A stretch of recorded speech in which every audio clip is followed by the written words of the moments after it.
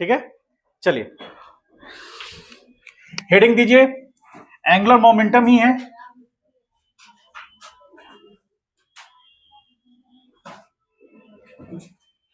Angular momentum of a body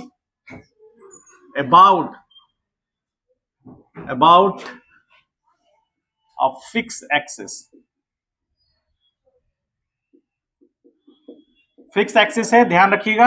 angular momentum हम लोग पहले भी पढ़ चुके हैं, लेकिन अभी जो हम बातें कर रहे हैं वो फिक्स एक्सिस के अलॉन्ग बात कर रहे हैं, मतलब फिक्स एक्सिस के अबाउट उसका मोमेंट ऑफ इनर्शिया, या फिर कह लीजिए मोमेंट ऑफ इनर्शिया की बात कर रहे हैं। सॉरी, एंगुलर मोमेंटम थोड़ा इंपॉर्टेंट चीज है, इसलिए बार बार दूसरी बार हम लोग आ रहे हैं इस पर। लिख ली सब लोग हेडिंग, और सब लोग डेट देके जरूर लिखिएगा, इससे आपको ये पता चलेगा कि हाँ किस किस डेट को मैंने क्या क्या टॉपिक पढ़ा फिजिक्स में, और कितने टोटल लेक्चर्स हुए जिसमें मेरा फिजिक्स का ये चैप्टर खत्म हुआ। समझे? तो उसके अकॉर्डिंग शॉर्ट नोट्स बनेगा आपका, क्योंकि अब धीरे धीरे हम शॉर्ट नोट्स बताएंगे कैसे बनने का, तो उसका तरीका है, क्या क्या चीजों को ध्यान रखना है शॉर्ट नोट्स बनाने में। शॉर्ट नोट्स सबका अपना अपना होता है, कोई ऐसा नहीं है कि एक बना हुआ प्रॉपर एक मतलब प्री डिटरमाइंड शॉर्ट नोट्स होता है। सब स्टूडेंट्स का अपना अपना होता है।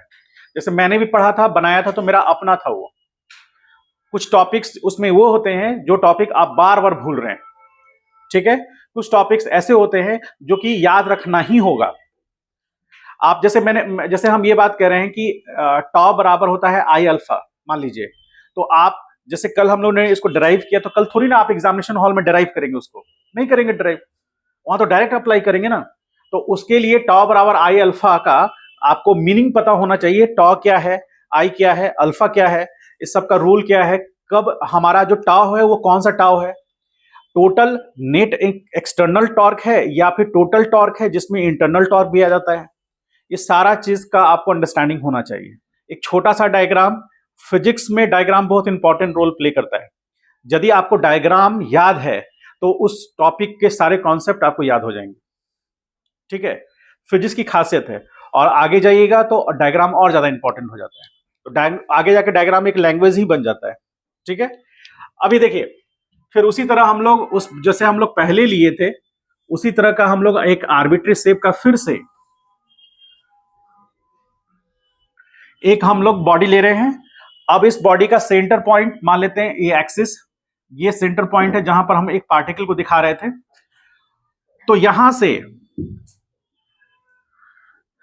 ध्यान से देखिएगा, अभी लिखिएगा नहीं, यहां से मान लीजिए कि वो सर्कुलर पाथ उसका इस तरह से है। जिस सर्कुलर पाथ को फॉलो करके वो पार्टिकल सर्कुलर मोशन कर रहा था, ये पार्टिकल किसका पार्टिकल था, वो एक पार्टिकल है इस रिजिड बॉडी का, ठीक है। इस रिजिड बॉडी का एक पार्टिकल था। ये सेंटर पॉइंट सी, और यहां से पास करने वाला जो एक्सिस है, ये एक्सिस, तो अब ये सी पॉइंट है, और ये एक्सिस में यहां पर हम पॉइंट ले लें, इसको हम ओ कह रहे थे, और यहां से इसको मिलाएंगे तो ये हमारा आर वेक्टर बनेगा, और यही आर वेक्टर क्या बनेगा, ओपी वेक्टर बनेगा, याद कीजिए, ठीक है। और यहां से कुछ टी बराबर 0 पर इस पोजीशन पे था, और यहां से ये पोजीशन जो कि थीटा एंगल होने पर बना, और इस पोजीशन को हम P1 मान ले हैं या P0 कहे होंगे जो भी, और ये टी बराबर टी टाइम पे था, ठीक है। और इसमें अब हमको इंपॉर्टेंट बात ध्यान रखना है, अलग अलग पैरामीटर्स को ऐड करेंगे हम लोग। एक वेक्टर ये है जिसको हम लोग ये ओसी वेक्टर कहलाएगा, और ये वेक्टर, इस वेक्टर को हम कौन सा वेक्टर बोल रहे हैं, इस वेक्टर को सीपी वेक्टर बोल रहे हैं, जो कि आर साइन थीटा से आया था, इसको हम थीटा मान ले तो, ठीक है। तो सीपी वेक्टर था। अब हम लोग ये जानते हैं फ्रॉम रिलेशन बिटवीन किसके बीच में, angular velocity and tangential velocity, उसके बीच का रिलेशन हम जानते हैं क्या। तो v इज इक्वल टू क्या है, आर, ये हम लोग जानते हैं, इसके आगे बढ़ेंगे हम लोग, ठीक है, इतना तो हम लोग जानते हैं। अब यहां पर जो आर का बात है, आर की जगह पर इसको इक्वेशन नंबर हम 1 लेते हैं, तो हम क्या लिख सकते हैं, OP vector is equal to क्या लिख सकते हैं, ओसी वेक्टर और प्लस सीपी वेक्टर, और यही किसके बराबर होगा, होगा ऐसा, बोलिए, ठीक है, होगा ना ये आर वेक्टर। तो ये आर वेक्टर को हम यहां पुट करेंगे तो V बराबर क्या होगा, OC vector plus CP vector cross क्या, ओमेगा होगा। अच्छा, ये है जेड एक्सिस, ये जेड एक्सिस है, बॉडी इसी के अबाउट रोटेट कर रहा है, जेड एक्सिस, और ये constant angular velocity, constant angular velocity, velocity. तो ओमेगा को यदि हम लिखना चाहें तो ओमेगा के कैप ऐसा लिख सकते हैं क्या, लिख सकते हैं। टॉप से देखेंगे तो आप यदि टॉप से देखेंगे इस ऑब्जेक्ट को, तो रोटेट जो कर रहा है टॉप से देखने पर वो एंटी क्लॉकवाइज रोटेट कर रहा है, इसलिए इस तरह से टर्न कराएंगे तो हमारा जो थंब का डायरेक्शन होगा वो एक्सिस ऑफ रोटेशन का डायरेक्शन होगा, और अपवर्ड इसलिए क्योंकि एंटी क्लॉकवाइज घूम रहा है टॉप से देखने पर। और यदि हम मान लीजिए टॉप से देख रहे हैं और क्लॉकवाइज टर्न कर रहा है, तो इसका मतलब है कि वो नीचे, उसका एक्सिस ऑफ रोटेशन का जो डायरेक्शन होगा वो नीचे होगा, मतलब उस बॉडी का जो रोटेशन का डायरेक्शन होगा वो नीचे होगा टॉप से देखने पर, कब, जब वो क्लॉकवाइज घूम रहा है। और यदि एंटी क्लॉकवाइज घूम रहा है टॉप से देखेंगे तो ऊपर होगा, पॉजिटिव जेड में होगा। तो उसका डायरेक्शन जो है उस ऑब्जेक्ट के रोटेशन का एक पर्टिकुलर एक्सिस के अबाउट दो डायरेक्शंस हो सकते हैं, एक तो पॉजिटिव जेड या एक नेगेटिव जेड। डिपेंड इस बात पे करेगा कि व्यूअर अपने व्यू को फिक्स रखा है, टॉप पे हम रखे हैं, अपना व्यू टॉप पे रख दिए, अब हमारे पास दो तरह के रोटेशन मिलेंगे, या तो क्लॉकवाइज या एंटी क्लॉकवाइज, और कोई तीसरा रोटेशन मिलेगा नहीं। यदि एंटी क्लॉकवाइज है तो टुवर्ड्स द व्यूअर, तो टुवर्ड्स द व्यूअर के लिए हम ये यूज करेंगे, याद है। और यदि क्लॉकवाइज टर्न कर रहा है टॉप से देखने पर, क्लॉकवाइज टर्न कर रहा है तो अवे फ्रॉम द व्यूअर, तो अवे फ्रॉम द व्यूअर के लिए हम क्या यूज करते हैं, क्रॉस। याद रखने का एक तरीका है जो हम याद रखें, ट्रेन का लास्ट जो कोच रहता है उस पर क्रॉस किया रहता है, ठीक है, और वो हमसे दूर जा रहा होता है। जब आप भी स्टेशन पे खड़ा रहेंगे तो कभी ऐसा एक्सेप्शनल रीजन होगा कि वो क्रॉस वाला जो कोच है वो आपकी तरफ आ रहा है, जनरली 99.9% केसेस में वो आपसे दूर जाएगा, तो इसीलिए आप उसको ऐसे याद रख सकते हैं, अदरवाइज जैसे याद रखने का मन है, ठीक है। अब देखिए यहां पर, तो ये ओमेगा, ये तो फिक्स है, ओमेगा का डायरेक्शन तो फिक्स है, यदि ये डायरेक्शन की बात करें ओमेगा का तो ये फिक्स है। आज ज्यादा समझना है, लिखना कम है, समझना ज्यादा है। पूरे बुक का एक पूरा का पूरा 2 पेज का एक कॉन्सेप्ट है, वो हम डिटेल में धीरे धीरे समझाते जाएंगे आपको, उसको ध्यान समझिएगा। ये ओमेगा का डायरेक्शन है जो कि फिक्स है, और यही किसके बराबर है, ओमेगा के कैप के बराबर है। यदि कैसा रोटेशन हो रहा है, ये एंटी क्लॉकवाइज फ्रॉम टॉप, ठीक है। जब हम ये मेंशन कर दिए तो हमने फिक्स कर लिया उसका डायरेक्शन, ठीक है। और एक्सिस कैसा है, फिक्स एक्सिस है। इसका मतलब है कि ज्यादा से ज्यादा क्या हो सकता है, ओमेगा का मैग्नीट्यूड चेंज हो जाएगा, डायरेक्शन चेंज नहीं होगा। मैग्नीट्यूड चेंज होने का मतलब या तो उसका एंगुलर स्पीड बढ़ेगा या तो एंगुलर स्पीड घटेगा, और ये तब होगा जब उस पर नेट टॉर्क लगेगा, क्योंकि एंगुलर स्पीड का घटना और बढ़ने दोनों के केस में एंगुलर मोमेंटम डेवलप करेगा। समझ गए, एंगुलर मोमेंटम क्या हुआ, एंगुलर मोमेंटम को हम जो समझना चाह रहे हैं आई ओमेगा, तो यदि ओमेगा में चेंज आएगा तो एंगुलर मोमेंटम में चेंज आएगा। और याद कीजिए D L upon D T बराबर क्या होता है, नेट एक्सटर्नल टॉर्क, ठीक है, याद कीजिए नेट एक्सटर्नल टॉर्क, क्योंकि इंटरनल फोर्सेस के कारण जितने भी टॉर्क थे वो सबको हमने क्या रखा था, 0, तो नेट एक्सटर्नल टॉर्क। इसका मतलब है कि एंगुलर मोमेंटम में यदि चेंज आया, एंगुलर मोमेंटम में चेंज आया तो टॉर्क के कारण आएगा, अदरवाइज वो चेंज नहीं करेगा। और ये चीज हम लोग अपने इंट्यूशन से समझ रहे हैं, देखेंगे कि सही होता है कि नहीं होता है। L is equal to I omega, जैसे P बराबर mv। देखते हैं आज होता है कि नहीं होता है। ठीक है, यदि मान लीजिए ये होता है, सपोज थोड़ी देर के लिए मान ले कि ये होता है, तो इसका मतलब ये हो गया कि ओमेगा के चेंज होने से L चेंज करेगा। इसका मतलब है कि यदि टॉर्क लगेगा बॉडी पर, नेट टॉर्क, एक्सटर्नल टॉर्क लगेगा बॉडी पर, तो उसके एंगुलर स्पीड में चेंज लाएगा।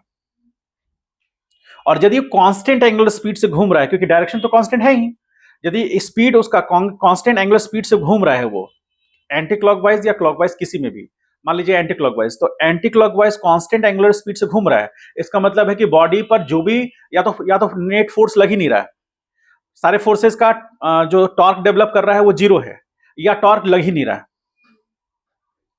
और टॉर्क जीरो होने का ये मतलब नहीं है कि बॉडी पर फोर्स नहीं लग रहा है। मान लीजिए फोर्स लग रहा है नेगेटिव जेड में, तो नेगेटिव जेड में मान लीजिए 50 न्यूटन का भी फोर्स लग जाएगा, तो ये बॉडी के रोटेशन पे कोई फर्क नहीं डालेगा। क्यों नहीं डालेगा? क्योंकि इस रिजिड बॉडी को रोटेट कराने के लिए अबाउट जेड एक्सिस हमको एक ऐसा फोर्स या फिर समय मतलब कि कॉम्बिनेशन ऑफ फोर्स चाहिए जो कि इसके जो रोटेशनल एक्सिस है उसके परपेंडिकुलर लगेगा। समझ पा रहे हैं इस बात को? यही सारा चीज बुक में दिया हुआ है, तो जो समझने में दिक्कत आती है, जेड एक्सिस के परपेंडिकुलर यदि एक्स एक्सिस के लॉन्ग या वाई एक्सिस के लॉन्ग या एक्स वाई प्लेन में कोई भी फोर्स लगेगा, वो फोर्स यदि एक्सिस से पास नहीं कर रहा है तो वो टॉर्क डेवलप कर देगा। ठीक है, एक्सिस से पास करने पर चूंकि आर का वैल्यू जीरो हो जाएगा, इसलिए टॉर्क जीरो हो जाएगा। समझ गए? तो कहने का मतलब यदि इसको हमको एंटी क्लॉकवाइज टर्न कराना है, तो एक फोर्स ऐसे लगा या फिर एक फोर्स ऐसे लगा, वो उसको रोटेट करा देगा। ठीक है, कपल लगा, कपल भी कह सकते हैं। याद कीजिए वो दिन जब आपने पहली बार अपने जीवन में पानी का बॉटल खोला होगा, तो पानी का बॉटल ऐसे पकड़ के ऐसे खोला होगा, तो आप क्या कर रहे हैं? कपल प्रोड्यूस कर रहे हैं सेंटर एक्सिस के अबाउट, इधर से इधर और इसको इधर।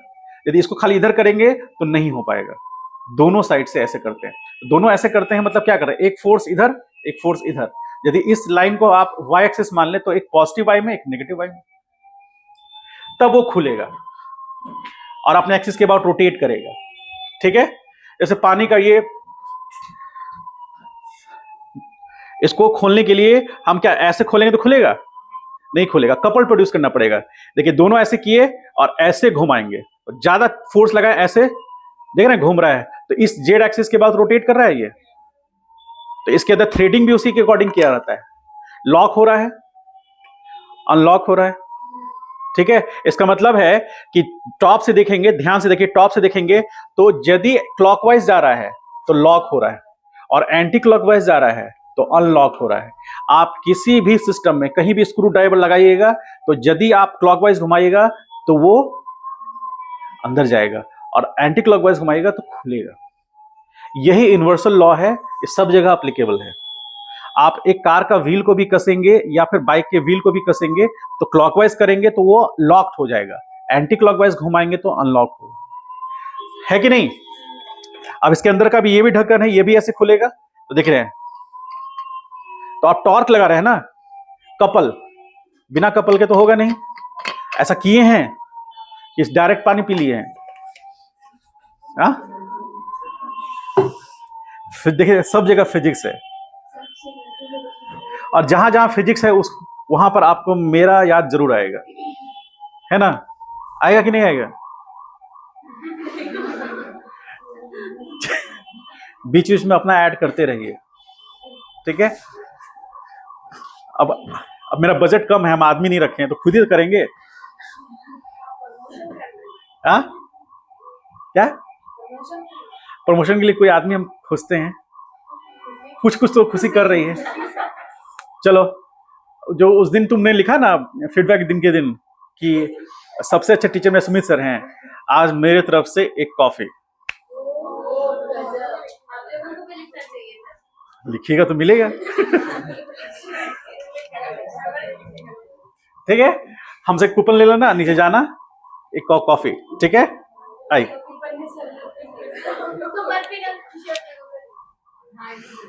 आइडिया मेरा ही था, अभी बताया।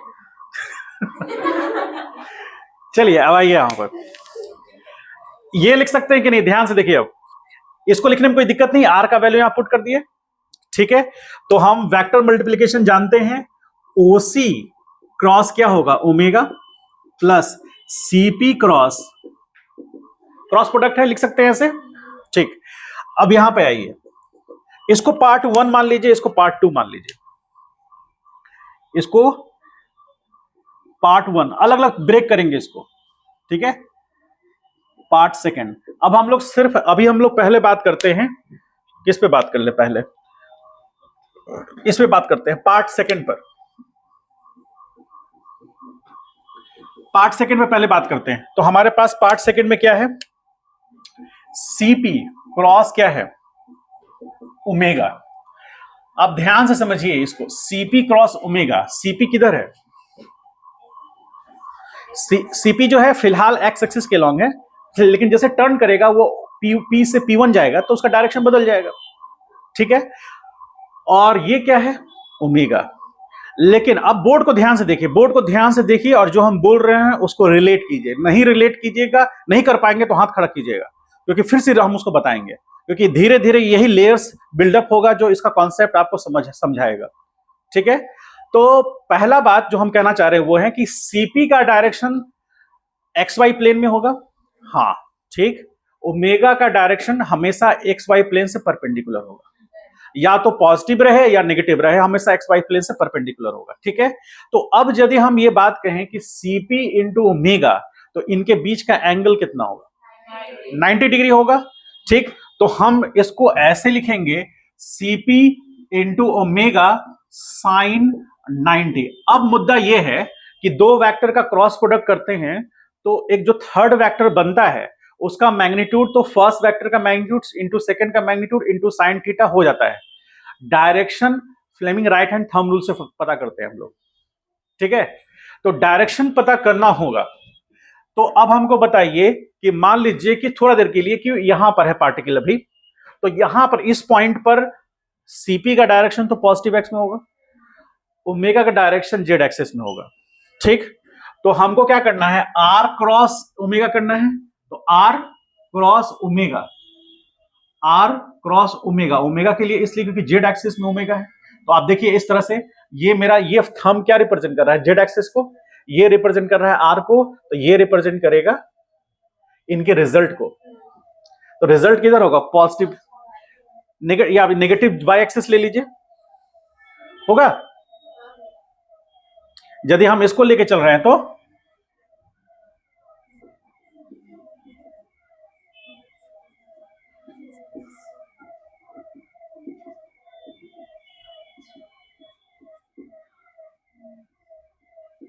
बोलिए, होगा। तो नेगेटिव वाई में होगा। और जब जब ये पार्टिकल P1 से होते हुए फिर इस पोजीशन पे आएगा, ये पोजीशन होगा P, आप इसको P2 मान लीजिए, और ये P3, यानी पार्टिकल जब घूमता हुआ P3 पे आएगा तो उसका डायरेक्शन किधर होगा, R cross omega, positive Y axis में होगा, यहां पर नेगेटिव वाई में हो रहा है। समझ पा रहे हैं इस बात को। तो इसमें हम ऐसा लिख सकते हैं क्या, जेड परपेंडिकुलर, बोलिए, ये हम अपने तरफ से दे रहे हैं, इसका क्या मीनिंग है, जेड एक्सिस के परपेंडिकुलर, समझे। पर्टिकुलर एक्सिस नहीं दे सकते हैं क्योंकि आर चेंज होगा, बात समझ पा रहे हैं, सीपी चेंज होगा। सीपी जब P1 पे रहेगा तो पॉजिटिव एक्स में रहेगा, और जब वो P3 पे रहेगा तो नेगेटिव एक्स में होगा सीपी का डायरेक्शन। ओमेगा का डायरेक्शन तो पॉजिटिव जेड ही रहेगा। ये तय है कि दोनों के बीच का एंगल हमेशा 90 होगा, लेकिन इनके रिजल्टेंट का जो डायरेक्शन होगा वो कोई फिक्स नहीं होगा, वो एक्स वाई प्लेन में ही होगा। नहीं समझ में आया तो बोलिए।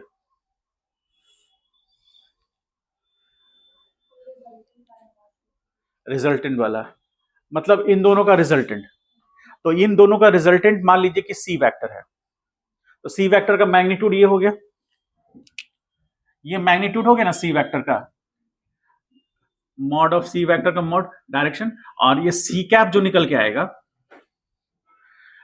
तो जो सी वेक्टर रिजल्टेंट निकल के आ रहा है उसका मैग्नीट्यूड तो हो गया सीपी इंटू ओमेगा साइन 90, ये उनका मैग्नीट्यूड हो गया, लेकिन उसका डायरेक्शन जो होगा वो डायरेक्शन आर क्रॉस ओमेगा से मिलेगा या सीपी क्रॉस ओमेगा से मिलेगा, और वो हमेशा क्या रहेगा, वाई जो जेड एक्सिस है उससे परपेंडिकुलर रहेगा और एक्स वाई प्लेन में मूव करेगा, और उसका डायरेक्शन भी फिक्स इसलिए नहीं होगा क्योंकि इसका डायरेक्शन फिक्स नहीं है, इसका डायरेक्शन चेंज कर रहा है।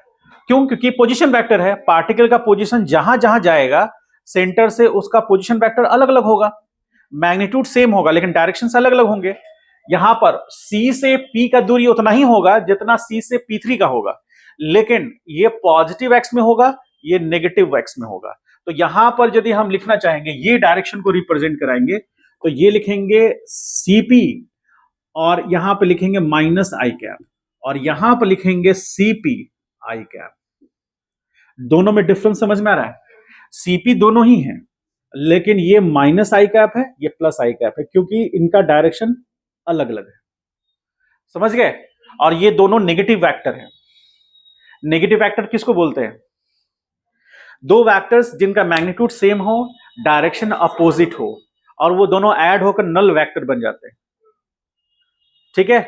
तो ये दोनों वही रोल प्ले कर रहा है, तो अलग अलग हो रहा है ना, तो इसका जो रिजल्टेंट होगा वो जेड एक्सिस के परपेंडिकुलर वेक्टर होगा ये। अच्छा, अब हमको एक चीज और बताना है यहां पर कि ये दोनों क्या है, ये सीपी इंटू ओमेगा, तो ये जो भी रिजल्ट बना वो इसका डायरेक्शन हमेशा जेड एक्सिस के परपेंडिकुलर होगा। जेड एक्सिस ऐसे है तो ये इसका डायरेक्शन यहां पर तो इस डायरेक्शन में होगा, यहां पर P3 की जगह पर यहां होगा, और अलग अलग जगह पर जैसे यहां से अलग अलग जगह जा रहे हैं, सारे जगह पर सेंटर की टुवर्ड्स होगा, टुवर्ड्स द सेंटर होगा। कैसे? देखिए, जैसे यहां पर ये जा रहा है और ओमेगा ऊपर है, तो हमको क्या करना है, सीपी क्रॉस ओमेगा करना है, तो सीपी ये डायरेक्शन हुआ, क्रॉस ओमेगा करना है, तो ये ऐसे टर्न कर रहा है, टर्न कर रहा है ना सर्कुलर पाथ पर। ठीक है, अब यहां पर ये इसका आ गया पहला पार्ट, तो इसको हम लिख सकते हैं सीपी मतलब आर परपेंडिकुलर। ठीक है, आर परपेंडिकुलर कह सकते हैं ना इसको, और यहां ओमेगा लिख सकते हैं। ठीक है, और साइन 91 हो गया, और जेड परपेंडिकुलर कैप। पहला पार्ट खत्म, पहला पार्ट को हम ये लिख सकते हैं। अब सेकेंड पार्ट में आते हैं, सॉरी पार्ट फर्स्ट में आते हैं। पार्ट फर्स्ट ये समझ पाया कि नहीं है? ठीक है, अच्छा, अब आइए सेकेंड पार्ट में। सेकेंड पार्ट में इसको थोड़ा सा हम और एलोब्रेट कर सकते हैं। याद कीजिए, V इक्वल टू क्या है, कहां गया,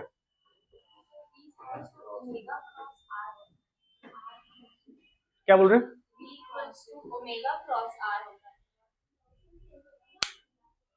एक सेकेंड, एक सेकेंड,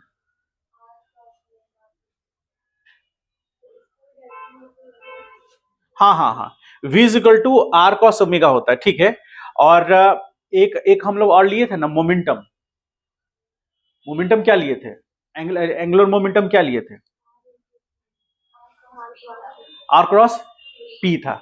यदि हम एंगुलर मोमेंटम की बात करें, यहां पर ये गलती हुई है, इसको ठीक करेंगे, लेकिन मान लीजिए हम एंगुलर मोमेंटम की बात करें, एंगुलर मोमेंटम जो हमारा एल का होता है, तो एल बराबर यदि हम बात करें तो एल क्या होगा, आर क्रॉस पी होगा। ठीक है, एंगुलर मोमेंटम की बात करें तो यहां पर यदि हम थोड़े देर के लिए यहां एल कर दें,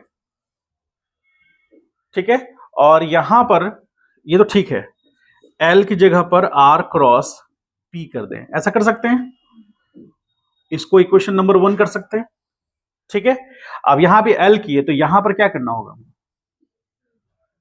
तो ऐसा कर सकते हैं, यहां पर पी और यहां पर पी कर सकते हैं। ठीक है, डायरेक्शन चेंज हो जाएगा, देखिए यहां पर ध्यान से, ऐसा हो सकता है। अब ठीक है, बोलो, आप फिर से देखिए तो अभी ठीक है या गड़बड़ है, बोलो, अभी ठीक है ना? मेरे माइंड में एल ही चल रहा था, लेकिन वहां हम वी लिख दिए। इसलिए सेट कर गया अब। ठीक है, देखिए क्या है,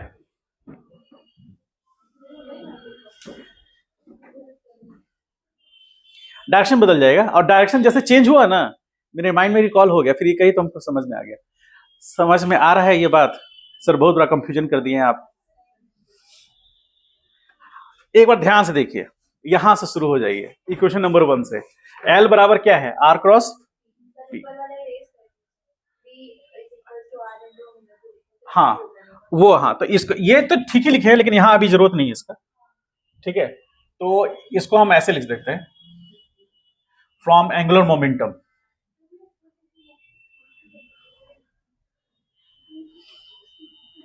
चलिए, फ्रॉम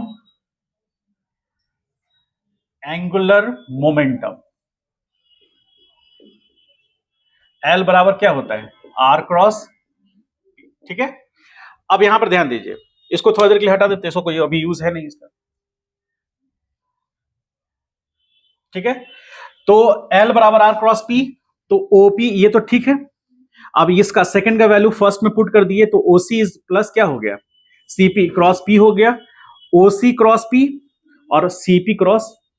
ठीक है, पार्ट 1 पार्ट 2 हम लोग कौन लेके चले, पार्ट सेकंड। तो पार्ट सेकंड में सीपी क्रॉस पी हुआ, तो सीपी पी साइन 90, और पी का वैल्यू कैसे डिसाइड होगा, देखिए यहां पर सेम चीज, कोई अलग नहीं है। यहां पर पी लिखे हैं और यहां पर पी लिखे हैं, तो इसको आगे एक स्टेज में क्या लिख सकते हैं, देखिए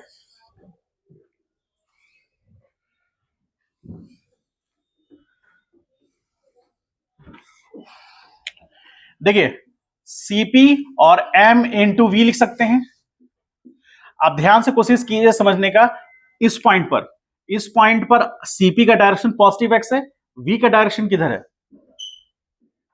उस पॉइंट पर वी का डायरेक्शन पॉजिटिव वाई है, तो पॉजिटिव वाई वी का डायरेक्शन, और इस डायरेक्शन में यानी पॉजिटिव एक्स में किसका डायरेक्शन, सीपी का डायरेक्शन।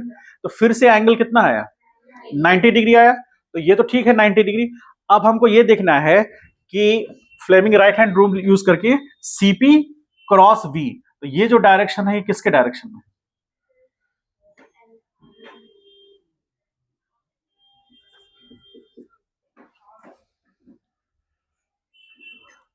होगा।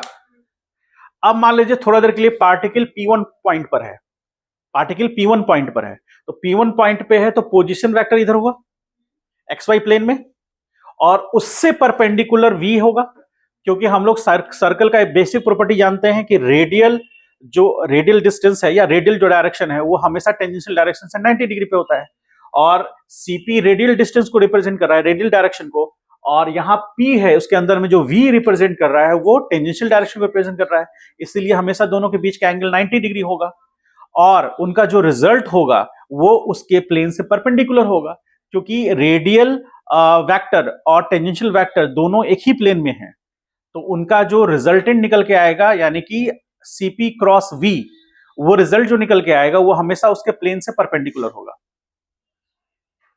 समझ पा रहे इस बात को? और थोड़ा प्रिसाइजली बताएं, तो यदि टॉप से देखने पर वो क्लॉकवाइज घूम रहा है, एंटी क्लॉकवाइज घूम रहा है, तो उसका जो डायरेक्शन होगा, मतलब सीपी क्रॉस वी का डायरेक्शन होगा वो पॉजिटिव जेड एक्सिस होगा, और यदि वो क्लॉकवाइज घूम रहा है, इसका मतलब है पोजीशन वेक्टर से 90 डिग्री पे फिर से है, लेकिन टॉप से देखने पर वो क्लॉकवाइज घूम रहा है, तो उसका जो रिजल्टेंट का डायरेक्शन होगा वो माइनस जेड एक्सिस होगा।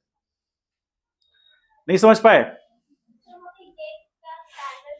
जेड पैरेलल मतलब इन, ये तो मैग्नीट्यूड हो गया रिजल्टेंट वेक्टर का, और ये डायरेक्शन हो गया, तो डायरेक्शन जो होगा वो जेड एक्सिस के पैरेलल होगा। कैसे जेड एक्सिस के पैरेलल होगा, जैसे इस पॉइंट पर मान लीजिए कि ये सीपी है, ठीक है, और यहां पर वेलोसिटी का डायरेक्शन किधर होगा, क्रॉस होगा उस पर्टिकुलर पी पॉइंट पर, तो वेलोसिटी डायरेक्शन तो अंदर की तरफ जा रहा है, सीपी पॉजिटिव एक्स में जा रहा है, तो सीपी क्रॉस वी करेंगे तो पॉजिटिव जेड होगा, और यदि मान लीजिए कि वी इधर जा रहा होता है तो हम सीपी क्रॉस वी करते तो नीचे होता, दोनों ही केस में पैरेलल होगा। समझ पाए? ठीक, तो ये पैरेलल होगा, तो यहां पर हम इसको लिख सकते हैं CP into M into V, और यहां पर लिख सकते हैं के कैप, लिख सकते हैं क्या, लिख सकते हैं के कैप, ठीक है, और इसको थोड़ा और एलोबरेट करें तो आर परपेंडिकुलर एम और वी का वैल्यू क्या होगा, आर परपेंडिकुलर ओमेगा। बोलिए ऐसा होगा? इसको थोड़ा और ठीक करके लिखे तो M R perpendicular square into omega. ठीक है, पार्ट सेकंड खत्म होगा। पार्ट वन में आते हैं। पार्ट फर्स्ट की बात करें तो पार्ट फर्स्ट में हम क्या लिखेंगे, ओसी क्रॉस एम इंटू वी।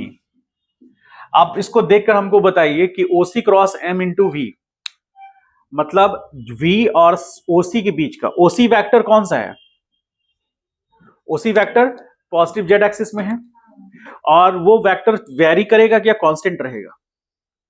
यदि पार्टिकल का पोजीशन चेंज किया, मान लीजिए पार्टिकल इस पोजीशन से इस पोजीशन पे आ गया, तो ये जो ऐसे है ये इस तरह से है तो टर्न कर जाएगा ऐसे, तो ओसी वेक्टर चेंज करेगा क्या, नहीं करेगा, ओसी वेक्टर तो कांस्टेंट रहेगा। ठीक, पार्टिकल का वेलोसिटी कांस्टेंट नहीं रहेगा, ये मतलब इसका डायरेक्शन चेंज करेगा। ठीक है, तो ओसी वेक्टर और इनके बीच का रिजल्ट की बात करें हम, ओसी वेक्टर और पी के बीच का, तो ओसी वेक्टर डायरेक्शन कांस्टेंट है और वी का डायरेक्शन, दोनों के बीच का एंगल कितना होगा, 90। वेरी गुड, 90 डिग्री होगा, क्योंकि पैरेलल शिफ्ट करके हम किसी भी पोजीशन पे देख सकते हैं, 90 डिग्री होगा। और उनका रिजल्टेंट, तो इसको हम लिखेंगे कैसे, ओसी वेक्टर, ओसी हो गया और एम इंटू वी हो गया साइन 90, और इनका जो रिजल्टेंट होगा वो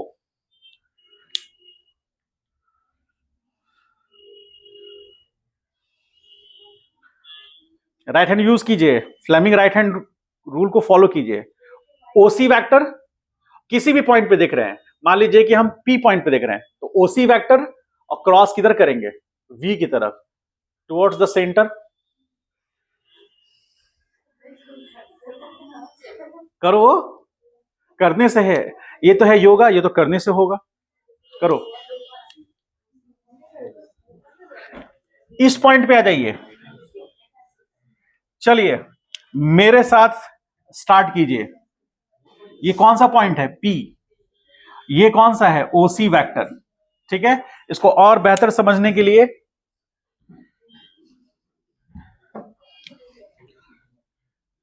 पी वेक्टर, ये कौन सा है, ओसी वेक्टर, और ये कौन सा है, वी वेक्टर।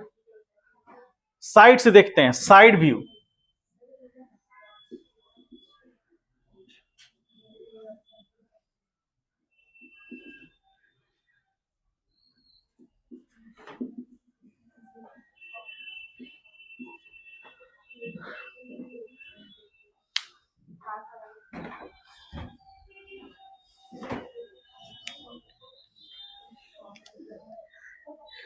गोली नहीं छोड़ना है, ऐसे कर रही है।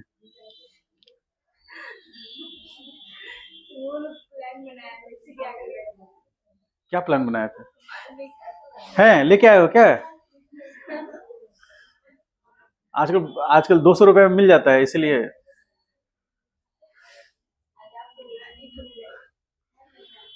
बताइए, क्या मेरे विचारों से सहमत हैं आप?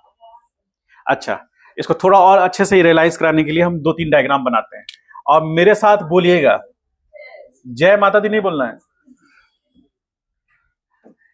देखिए, इस पॉइंट को हम P3 बोल रहे हैं, ठीक है, P3 ये एक्सिस ऑफ रोटेशन है, P3 बोल रहे हैं, और यहां पर जो ये वेक्टर है ये ओसी वेक्टर है, बोलिए हाँ। ठीक, अच्छा, अब इस पॉइंट पर वेलोसिटी वेक्टर इधर होगा, तो ये होगा, ठीक है, ये होगा, वेलोसिटी वेक्टर ऐसे है, और ओसी वेक्टर ऐसे है, और वेलोसिटी वेक्टर ऐसे है ना, तो ओसी क्रॉस वी करेंगे तो ये डायरेक्शन होगा,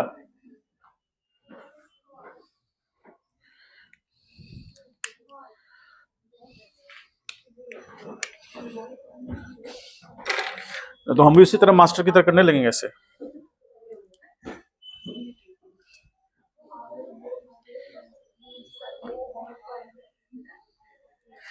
चलिए अब मेरे साथ सफर करिए।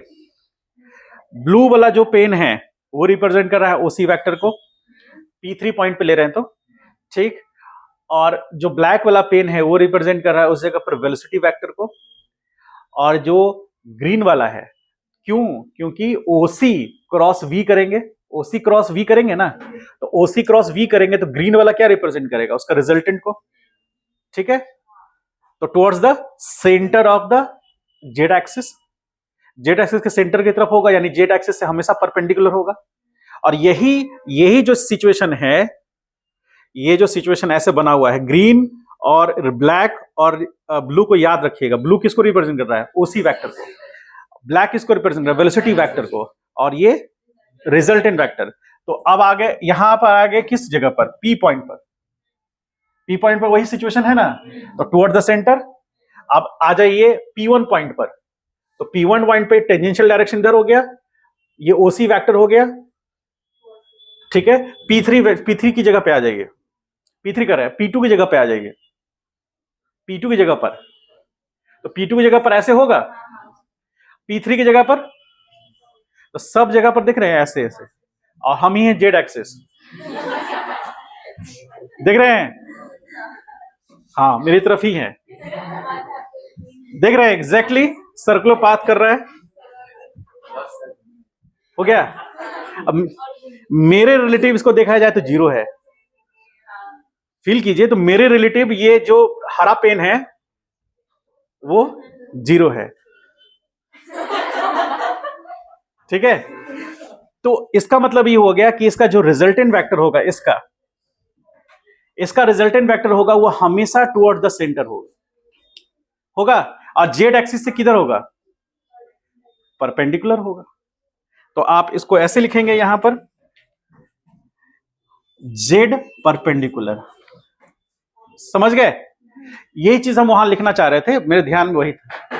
हो गया क्लियर? तो जो फर्स्ट पार्ट है, फर्स्ट पार्ट में ओसी, अब ओसी वेक्टर का जो लेंथ है वो तो फिक्स रहेगा, मैग्नीट्यूड वो चेंज नहीं होगा। भले ही ये वाला पॉइंट जब ऊपर आने लगेगा तब की बात है, तब तो जीरो हो जाएगा वो। लेकिन यदि ये पार्टिकल अपने इस पोजीशन पे आ जाए या फिर आगे पीछे हो जाए, इस पार्टिकल का पोजीशन इस प्लेन में कहीं भी हो, ओसी वेक्टर चेंज नहीं करेगा। ठीक है, अब यहां पर ध्यान से देखिए, तो यहां पर ये वाला टर्म ये 90 हो गया, तो यहां हम लिख सकते हैं OC m into V into Z perpendicular, लिख सकते हैं। और इसी को कंबाइंडली बोलेंगे L परपेंडिकुलर, और इसको कंबाइंडली बोलेंगे L पैरेलल। क्यों? क्योंकि ये जो है, ये जो L का पार्ट है, L is equal to L parallel L perpendicular. समझ पाए? क्योंकि एक जो हमारे पास एंगुलर मोमेंटम आ रहा है, दो पार्ट में एंगुलर मोमेंटम डिवाइड हो गया। यहां जो एक पार्ट आ रहा है वो जेड एक्सिस के पैरेलल है और एक जेड एक्सिस के परपेंडिकुलर है। समझ गए? ये आपको जेड एक्सिस के पैरेलल नजर आ रहा है ना, आप देखिए रिजल्ट निकाल करके, ये हमेशा जेड एक्सिस के पैरेलल होगा। ठीक है, और एक हमेशा जेड एक्सिस के परपेंडिकुलर होगा। तो अब हमको एक चीज बताइए कि जेड एक्सिस के परपेंडिकुलर जो है वो, अब ये ध्यान से समझना है कि एक वेक्टर यहां होगा जिसका कि ये डायरेक्शन है, रिजल्टेंट वेक्टर डायरेक्शन क्या है? Towards the centre. और एक वेक्टर यहां होगा जिसका टुवर्ड्स द सेंटर। ये एक दूसरे को बैलेंस कर लेगा या नलिफाई कर लेगा। क्यों? क्योंकि दो वेक्टर जिनका मैग्नीट्यूड सेम है लेकिन डायरेक्शन जस्ट अपोजिट है, उनका समेशन क्या होगा? तो इसमें जितने भी सब को हम ऐड करेंगे, क्योंकि एक पार्टिकल तो लेंगे नहीं हम तो n नंबर ऑफ पार्टिकल्स लेंगे। ठीक है, तो n नंबर ऑफ, ये तो एक सिंगल पार्टिकल निकला, n नंबर ऑफ पार्टिकल्स के लिए इसका रिजल्ट क्या हो जाएगा? जीरो। क्यों? क्योंकि आप बोलेंगे सर यहां पर तो इधर आ गया और यहां पर अंदर आ गया। अब यहां पर जो होगा, याद कीजिए, यहां पर वो हरा वाला इधर था और यहां पर हरा वाला इस साइड में था, तो हर पोजीशंस पे उसको नेगेटिव वेक्टर मिल रहा है, तो सब का समेशन क्या होगा? जीरो होगा। इसको हम यहां पर शॉर्ट में लिख दे रहे हैं, आपको घर जाकर पूरा डिटेल में अपनी कॉपी पे लिखना है, स्पेस दे करके छोड़ दीजिएगा अभी, क्योंकि अभी आप इस बात को समझ गए हैं रिकॉर्डिंग वीडियो है उसको आप देख लीजिएगा और ज्यादा अच्छे से कॉन्क्रीट वो क्लियर हो जाएगा। फिर उसको आप कॉपी में लिख लीजिएगा, तो फिर आपको रिकॉर्डिंग वीडियो भी बाद में देखने की जरूरत नहीं है, सीधे क्वेश्चंस बनाएंगे तो कॉन्सेप्ट अपने आप क्लियर रहेगा। समझ गए बात को?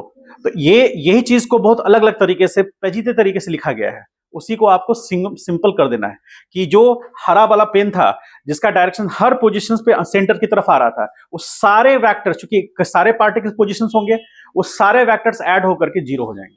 और इसी तरह सारे पार्टिकल्स के लिए वो जीरो होगा। कोई नीचे पार्टिकल होगा, कोई ऊपर पार्टिकल होगा, कोई ऊपर और ऊपर पार्टिकल होगा, वो पूरे के पूरे रिजिड बॉडी के लिए, सारे पार्टिकल के लिए जो परपेंडिकुलर एंगुलर मोमेंटम होगा वो जीरो हो जाएगा। तो इसमें जो नेट मोमेंटम बचेगा वो कौन सा बचेगा? ये वाले पार्ट का, ये पार्ट का जीरो हो जाएगा। समझ पाए इस बात को? यहां पे इसको ठीक करने की जरूरत है। तो ये होगा एल पार्ट फर्स्ट है ना, परपेंडिकुलर और प्लस एल पैरेलल। ठीक है, अब ये जो हमारे पास आया ये हमको लिख लेना है। तो यहां पर the summation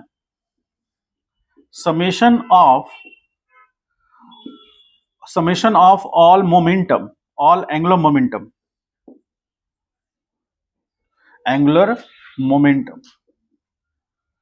of summation of angular momentum of all particles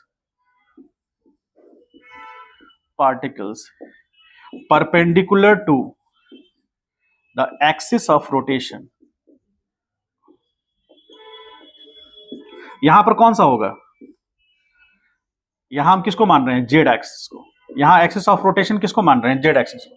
कोई वाई भी मान सकते हैं, ठीक है। Perpendicular to the axis of rotation always be क्या होगा? जीरो। सबका समेशन क्या होगा? जीरो होगा। तो फाइनल रिजल्ट क्या होगा? L that is equal to L perpendicular. ये कौन सा है? एल परपेंडिकुलर किसको कह रहे हैं? वो angular momentum parallel to the rotational axis. ठीक है, तो ये आपका फाइनल रिजल्ट हुआ। समझ पाए हैं? ठीक, इसको लिख लीजिए, सब कंप्लीट कीजिए।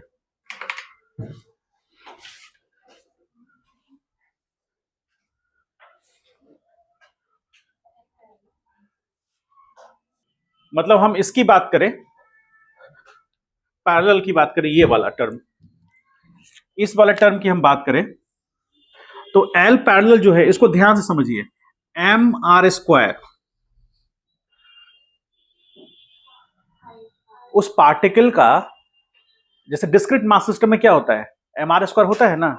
तो आर यहां पर तो वही है, इस पार्टिकल के लिए तो आर यही है जो कि आर परपेंडिकुलर है। तो ये मोमेंट ऑफ इनर्शिया बन सकता है क्या? ठीक है, तो ये moment of inertia into omega, ये तो डायरेक्शन है उसका, किसका? रिजल्टेंट वेक्टर जो ये होगा। ठीक है, तो हम यदि ये लिखना चाहें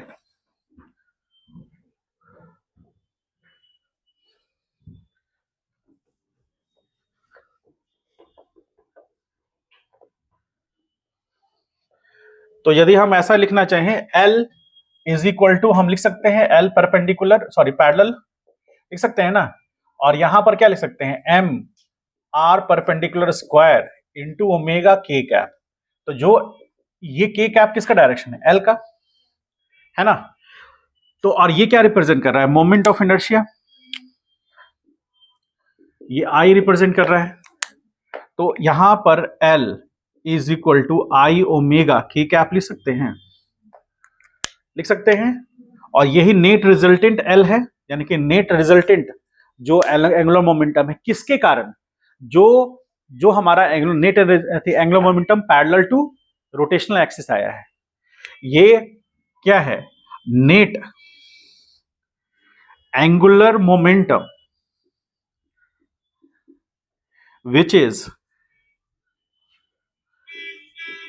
which is equal to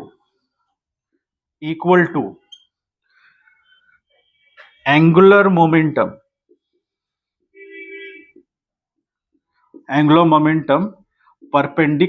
parallel to parallel to axis of rotation, ठीक है, जहां वेयर इट्स मैग्नीट्यूड क्या होगा, magnitude L is equal to I omega होगा।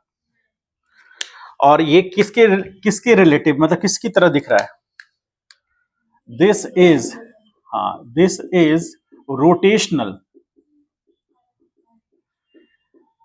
एनालॉग किसके, P is equal to mv। ये भी प्रूफ हो गया। तो आप ये भी समझ पाए हैं कि एक जो हम लोग जो टर्म यूज करते थे वहां पर F टॉ से था, और ये उसके बाद P किससे होगा, L से होगा, सारा चीज उसी से मैच कर रहा है, ये भी ऐड कर लीजिएगा उसमें, समझ गए। तो सारा चीज एक दूसरे से मैच कर रहा है रोटेशन में। इसका मतलब है कि ट्रांसलेशन मोशन आपका क्लियर है, उसका कॉन्सेप्ट क्लियर है, तो रोटेशन में सर्कुलर मोशन का कॉन्सेप्ट क्लियर होने पर आपका काम हो जाएगा, ठीक है। और सारे टर्म एक दूसरे से मैच कर रहे हैं। बस एक बच गया टॉपिक जो कि है रोलिंग, नेक्स्ट क्लास में हम लोग स्टार्ट करके खत्म कर देंगे। रोलिंग में दोनों, यानी कि प्योर रोटेशन नहीं मिलेगा ना प्योर ट्रांसलेशन मिलेगा, रोलिंग कंबाइंड इफेक्ट है, जनरल मोशन कहते हैं उसको, जिसमें rotation motion plus translation motion होगा। उसके बारे में लोग डिस्कस करेंगे, चैप्टर खत्म।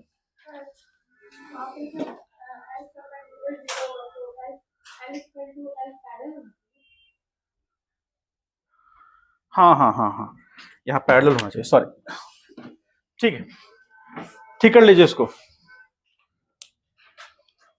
बाकी और कहीं कंफ्यूजन है तो बोलिए, ठीक है।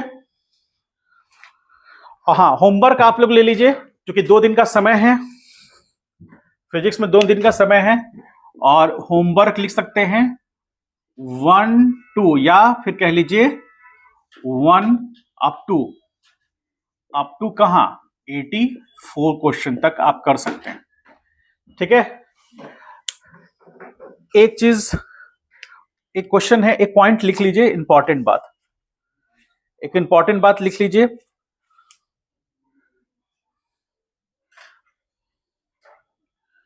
क्वेश्चन नंबर 22 देखिए तो सब लोग थोड़ा सा, हाँ 22 है या फिर जो भी है, हमको याद नहीं आ रहा है एग्जैक्ट,